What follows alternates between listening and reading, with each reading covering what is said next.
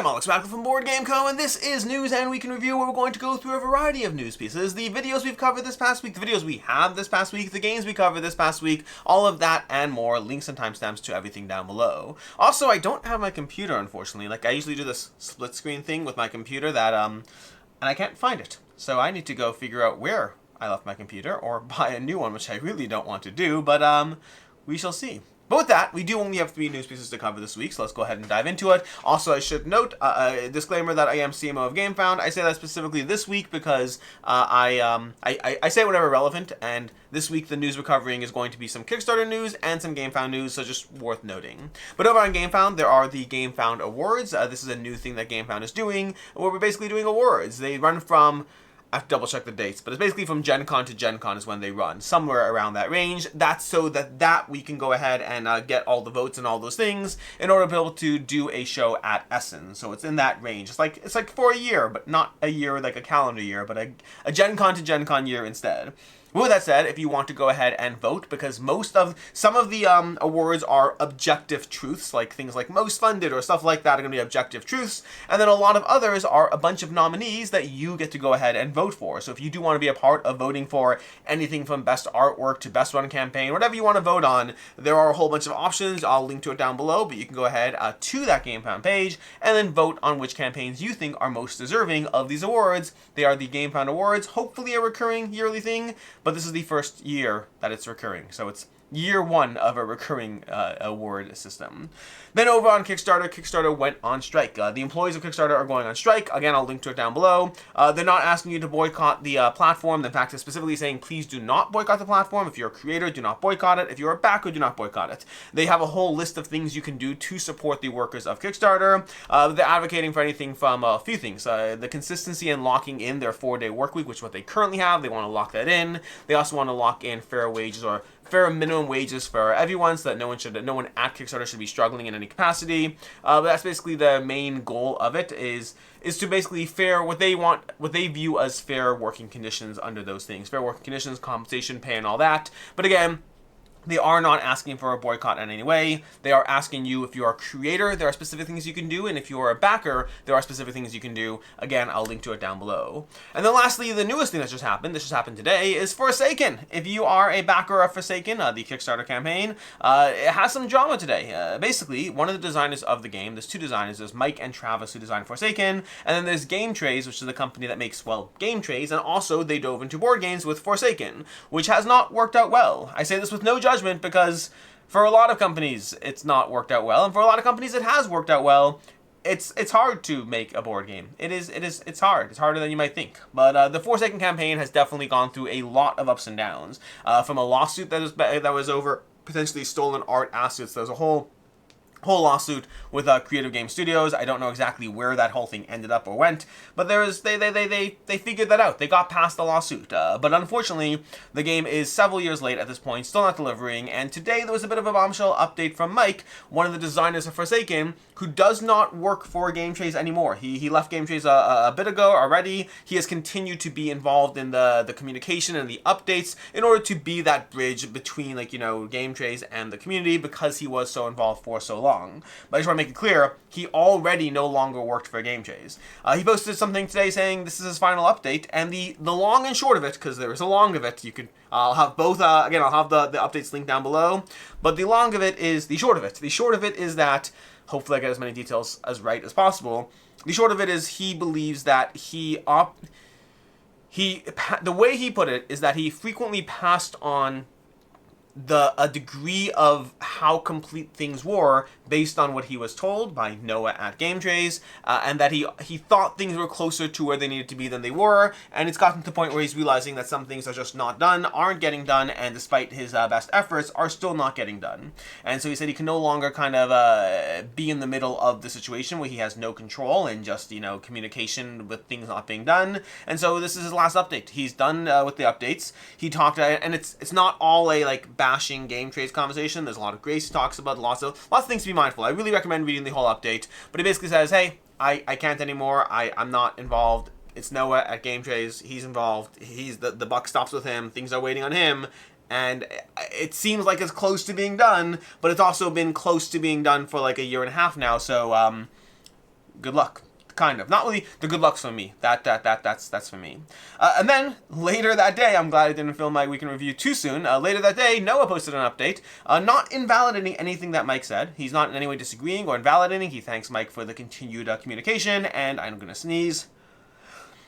That was a weird sneeze sound. Sorry. That was me being unsure whether I was gonna hold it in or not, so, there's that.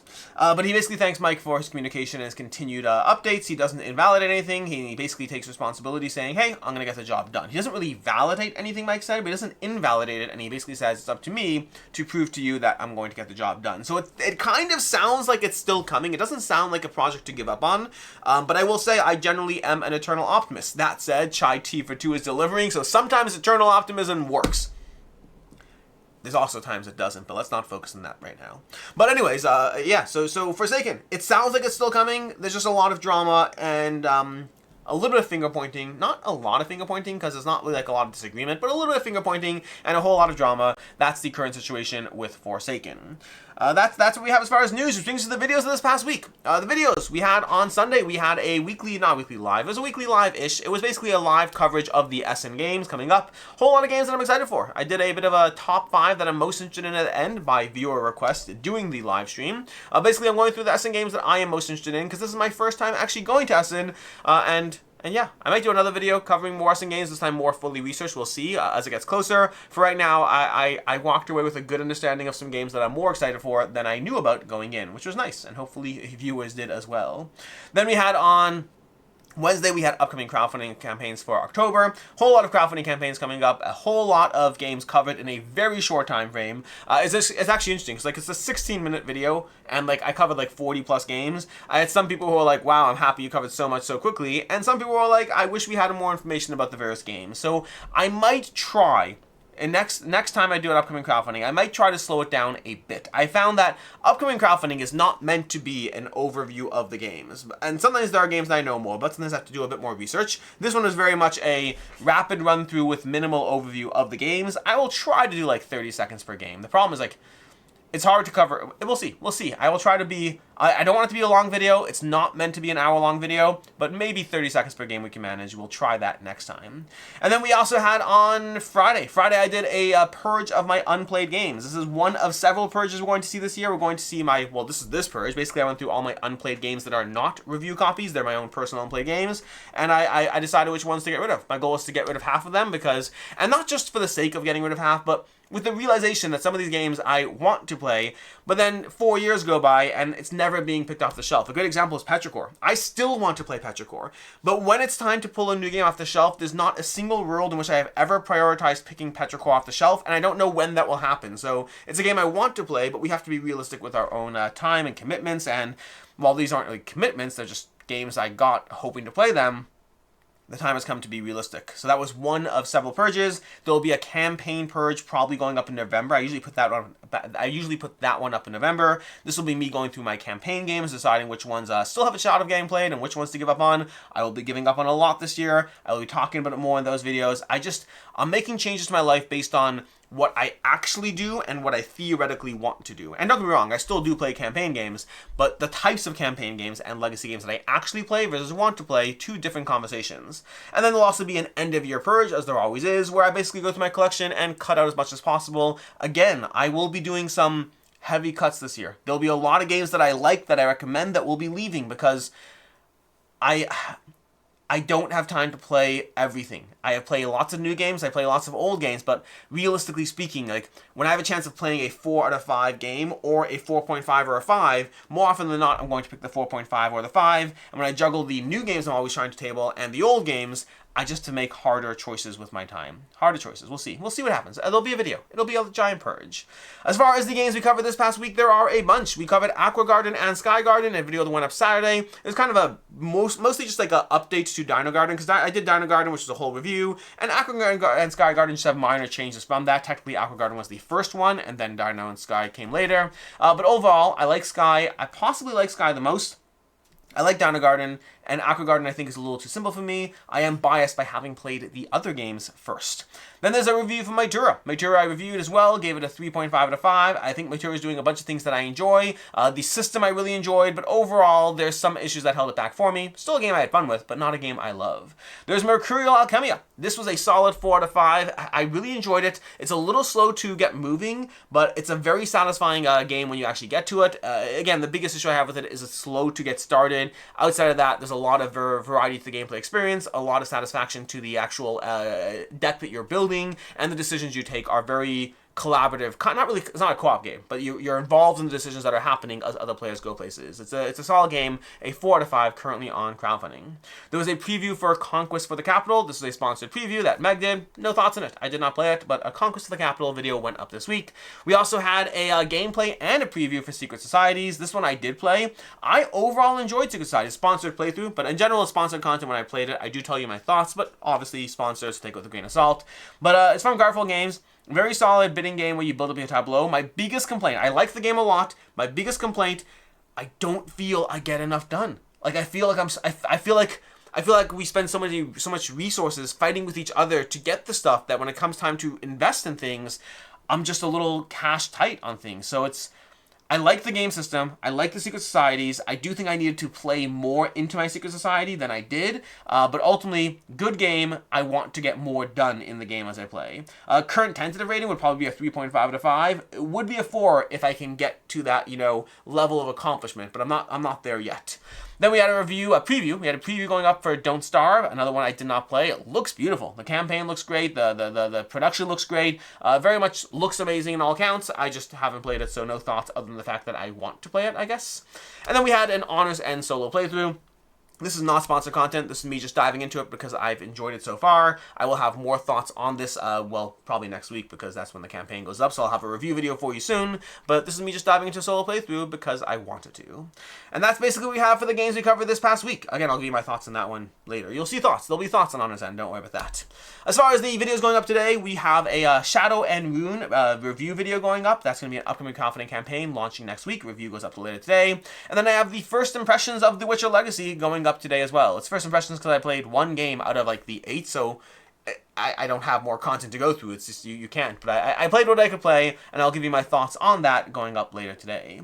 As far as next week there'll be a bunch of things. There should be an 8 games if you like life. Technically it's called the game of life, but if you like the game of life, there'll be 8 games that you should check out if you like that concept at all. If you grew up enjoying it, you want to see other games. Again, video series like this is a video series I do. Sometimes you're just curious what I think about those games. More often than not, you're not actually intrigued by the game of life because you already found those games. But these are definitely 8 games that have that kind of game experience taken to the next level. That'll be going up on Sunday. And then later this week, hopefully, if things go well, I'll be doing ranking my favorite Legacy games. I've been meaning to do this one for a year, and the problem is more than a year at this point, 2 years. And then every single time I'm like, but let me just play that one more Legacy game. And then before you know it, there's another Legacy game. And there's always, the bar keeps moving as to what I need to do to play them all. So I'm just going to do it. I'm going to do a ranking my favorite Legacy games, and then 4 years from now, I'll do another one when I've played more Legacy games. And then as far as and this, by the way, I will say, the 8 games if you like life should go up. The ranking Legacy games, we'll see. Things get moved around every single week, so it might show up this week. Maybe it'll show up next week. We will find out. That brings us to the games on the table. Games on the table, as usual, these are games I hope to be playing more of this week. There's Take Time. Already been enjoying this one. Played through, I think I've played it 12 times. Every game session is 5 minutes, so 12 times might sound like a lot, but maybe 10 minutes. I played it a lot. I will be playing it more. In order to give a review, I have to go through more of the envelopes, which will make more. I played it a lot. I'll be playing it more. We'll talk about it later. Then we have White Castle Duel. Read the rules for this one. I'm ready and prepped to go. Have not played it yet. Kind of excited to play it. It looks fun. We'll see what happens. And then 7 Wonders Dice. I've actually played this one at Origins. Just got a final copy. Excited to play it. We'll see if it holds up. I enjoyed it last time. I thought the Dice Tower reviews were more middling. I don't think it's from my first play, it didn't wow me, but I definitely enjoyed it. I am curious. I'm curious what it'll end up, but I need more plays of it than the single play I had so far. And then lastly, we have Berserk. This will be launching this week as well. There's a whole lot of things coming up this month. This is a busy month. But Berserk, I will be playing this one hopefully soon because the campaign launches very soon.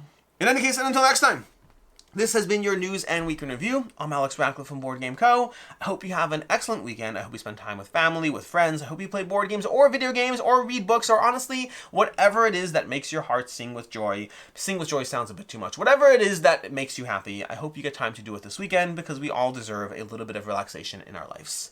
As always, and until next time, I hope you have a good one.